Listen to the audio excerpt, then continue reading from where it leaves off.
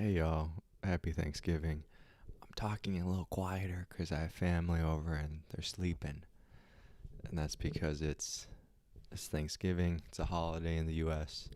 This is a complicated holiday historically, but it's kind of wholesome in how we do it. Really, just family gets together, family eats, family watches the American football game, family takes a nap, and then family does just other little things, go to the movies, hike, walk around, um, just do like chill, normal stuff. Nothing crazy. There's no gifts. There's no like carols or it's just regular good family time. And I really like that.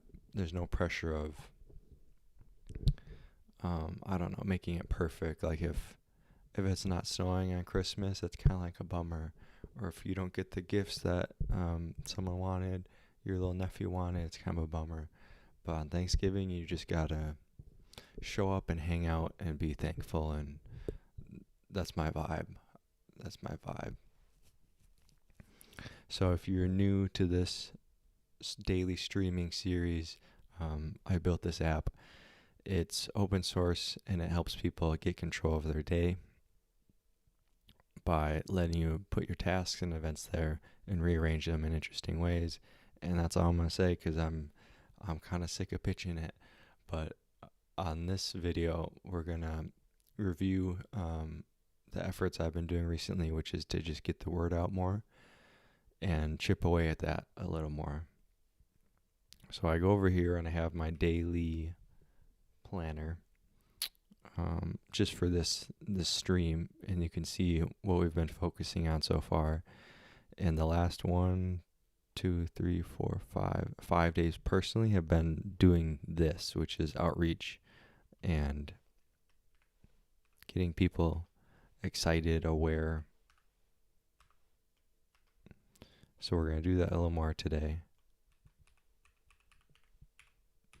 Oh, I forgot. On Thanksgiving, you always say what you're thankful for, or at least like that's kind of tradition. So I'm gonna do a quick run here because I don't want to forget. So what am I thankful for? I'm thankful for coffee. I like coffee. It tastes good. I don't have too much of it. 1 to 3 cups a day.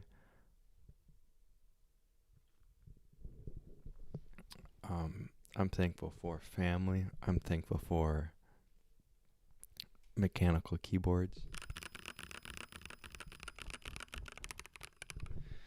I'm thankful for living in an age when I can just show up a couple minutes after I wake up and live stream to the whole internet and build a whole internet company wherever I am and write code. It's a special it's a special time to be able to do that. Like this whole thing we're doing on the internet was probably felt crazy to people. Just even 100 years ago, 50 years ago, 30 years ago.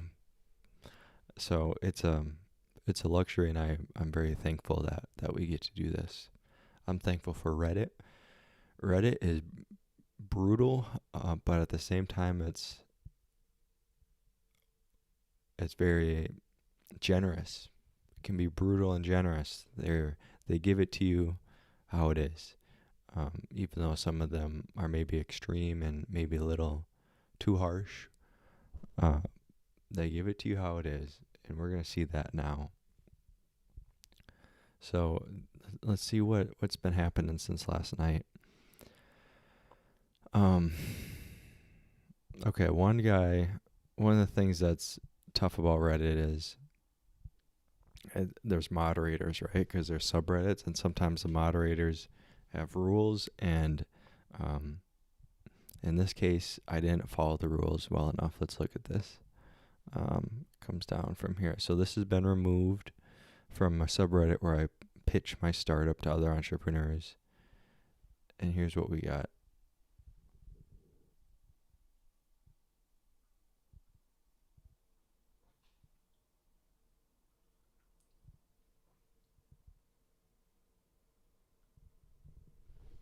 Okay. So first off, someone checked it out and he said he didn't like the GitHub link. And this is probably me being in my bubble because I'm on GitHub all day. A lot of people, if you don't code, you wouldn't know what GitHub is. So he's like going here and seeing all this is kind of like scary, intimidating, and that's fair. That's good feedback. And the other one was it's hard to read, so he didn't like the font. It just his personal taste. And you know what? Let's look at this. So the font I'm using on the page is Rubik.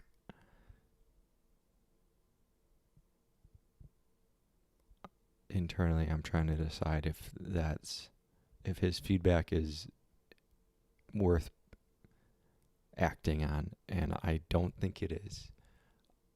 I mean, he says it's his own personal taste. Fair enough.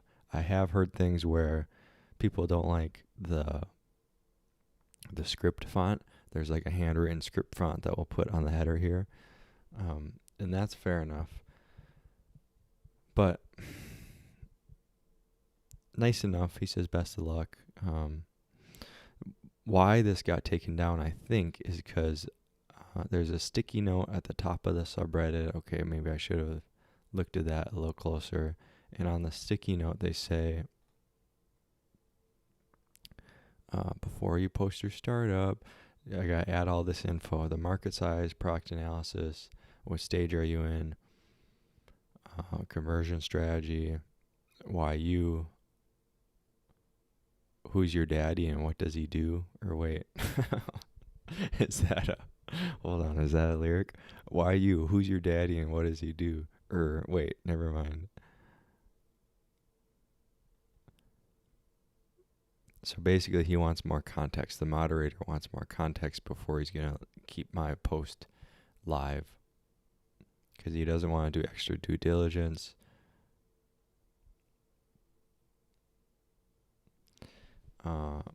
Yeah, that's fair.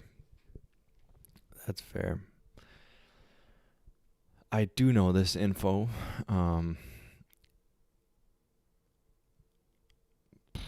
I'm just trying to debate if it's worth my time to put it here. I mean,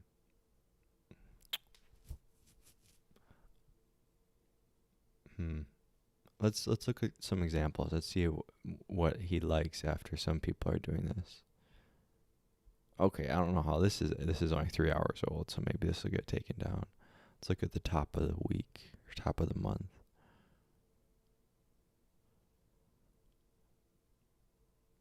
Okay, something about Excel. CSV Titan. Okay, this is actually structured nice. He does his competitors here, his solution, the business model, and the roast request.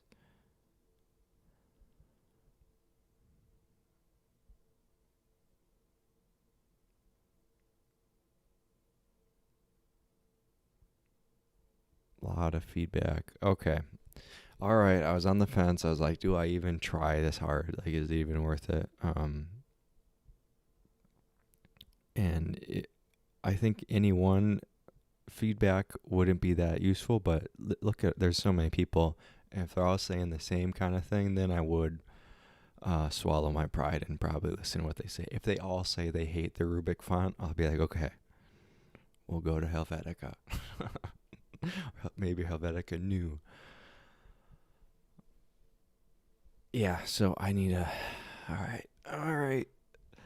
Why I'm just a little reluctant is because it's like I've been on Reddit too long. It's been you saw the log. I've been on Reddit for days. So I'm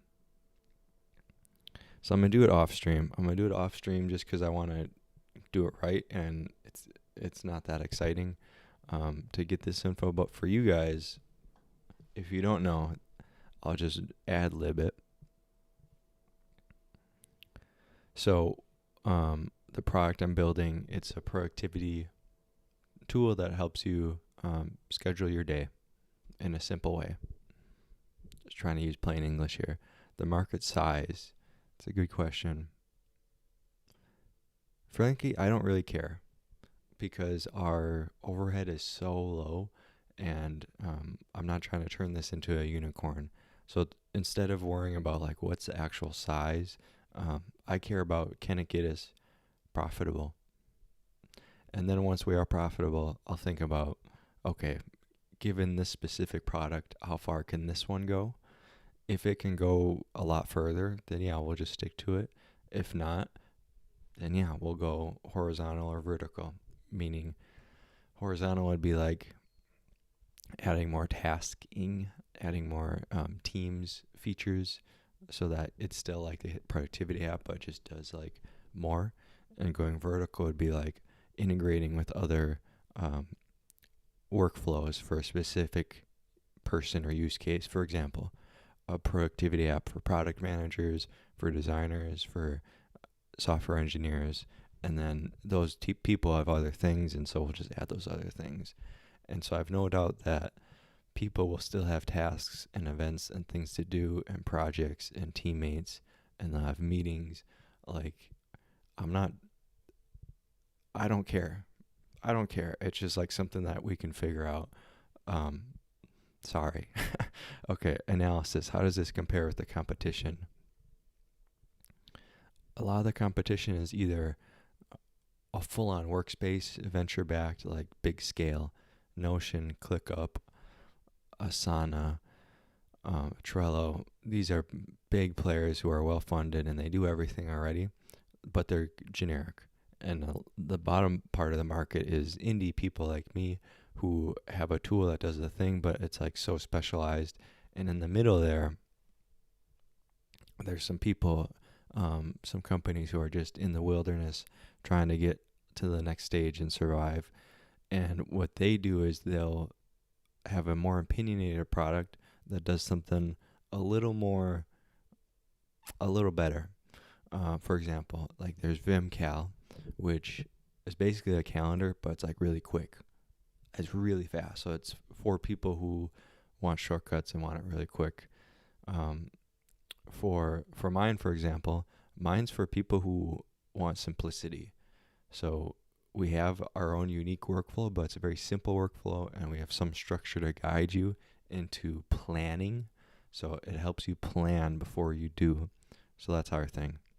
All right, I'll leave it at that. What stage are we in? We're pre-revenue. We have users,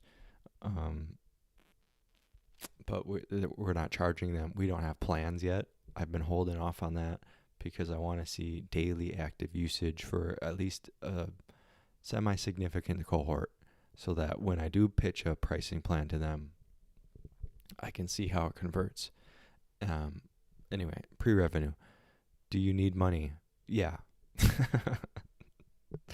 From users. I want money from users, not investors. So that answers that. Are you raising? No, I'm not raising. Customer conversion strategy. Here we are. Look at us. We're on YouTube and we're on Reddit. Organic, social. That's been the strategy so far.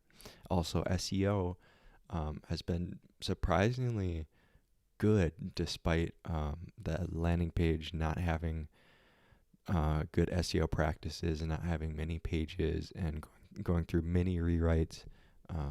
Somehow the SEO is helpful, so I need to double down on that actually. SEO and organic search. Right.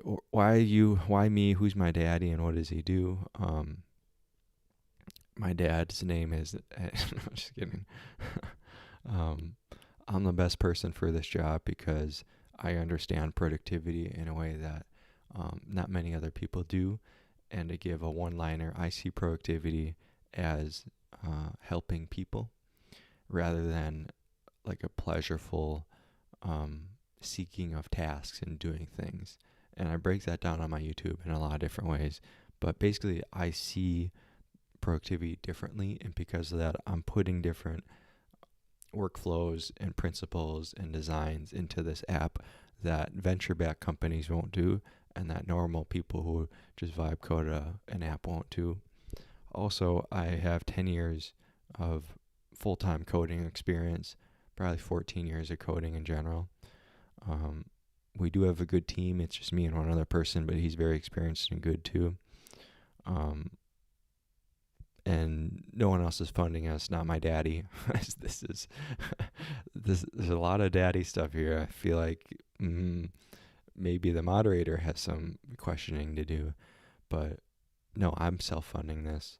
This is all out of my salary, basically. I worked for a bit, just full-time work, and then I kept my expenses really low, and every paycheck I got, I stashed away some money, and I quit recently so I could go all in on this. So this is all off of that stash that I stashed from working for the man. Okay, that'll help me do a full-on post here. I'm gonna do that soon. But for now, I gotta drive up north. I get to drive up north and hang out with my family, so I'm gonna do this off stream. Again, I'm thankful for y'all that you somehow found some YouTuber's Small channel and somehow found his live streams and made it this far. I think what a special world this is, that we can just be in the same spot together, kind of. Yeah, man, there's a lot going on, but there's always something to be thankful for. So I'll end it there. I'm thankful for you guys. Happy Thanksgiving. I'll see you in the next one.